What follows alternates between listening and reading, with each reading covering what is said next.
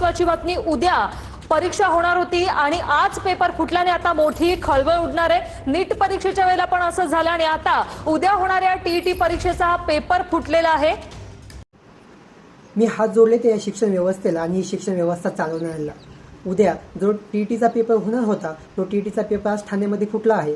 अशा गोष्टी ऐकायला आणि ऐकायला फार छान वाटतं ना।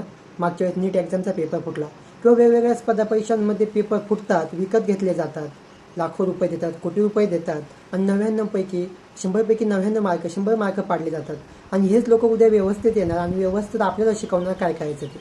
असे जर पेपर फुटत राहिले तर शिकलेल्यांनी करायचं काय? अशी वाटी घेऊन बसायचं भीक मागायला? एवढंच राहिले आता करायचं। आपण सगळ्या तरुणांनी विचार करा। असे जर पेपर भविष्यात फुटत राहिले तर या शाळा, महाविद्यालय, विद्यापीठ हे सगळे येणाऱ्या काळात बंद होतील आणि आपल्याला शेवटी पर्याय मग तेच आहे वाटी घेऊन बसायला। कारण की आजच मुख्यमंत्री साहेब सांगतात की मराठी शाळा 100% चालू आहे आणि या मराठी शाळेमध्ये जे शिकताय ते येणाऱ्या काळामध्ये देशाच्या वेगवेगळ्या पदांवर जाऊन नेतृत्व करणार आहेत। अशा खोटाडेपणा बोलतायत, तुम्ही व्यवस्थेत बसलाय, तुम्ही एक विशिष्ट पदावर बसलाय आणि तुम्ही इतकं खोटं बोलतात। आज मराठी शाळा बंद पडताय, शाळा बंद पडताय, विद्यापीठं बंद पडायच्या मार्गावे। असे पेपर फुटत राहिलं काय करायचं? अशी व्यवस्था चालत राहिलं काय करायचं? हा सगळा समाज उघड्या डोळ्याने बघतोय, बोलतोय, चर्चा करतोय, पण बदल काहीच होत नाही। व्यवस्था बदलायच्या पाठीमागे लागू नका। व्यवस्था आपोआप बदलते, तुम्ही फक्त माणसं बदला।